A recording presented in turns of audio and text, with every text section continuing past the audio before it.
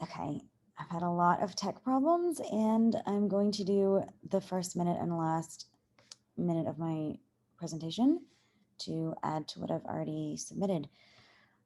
Okay, final project, Tahir's Extraordinary DC Life in the 1960s. That's Malcolm X Park, where I live near to the areas that I talk about in this video. And that is a map from my public library of 1960s public housing in DC. Most of my presentation should have successfully gotten uploaded at this point, but the last 2 minutes and possibly the first minute, I think not.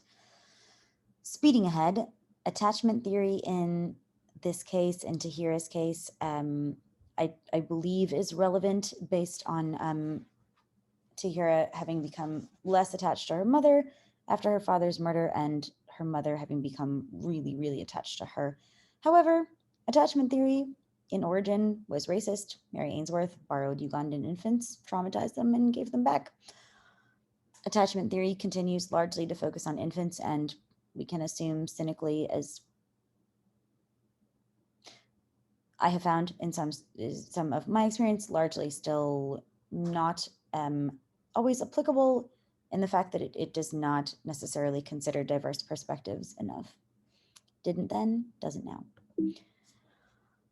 So on a personal note, though I would not presume to make any conclusions about Tahira's experience, any necessary conclusions, although I think that she did really move toward initiative rather than guilt. She struggled with guilt about her father's death and her brother having gone to prison, but really clearly, I think based on her life, ended up, more with initiative. However, frankly, she is my elder. I am white, and I don't want to make conclusions about her life. I think that would be disrespectful.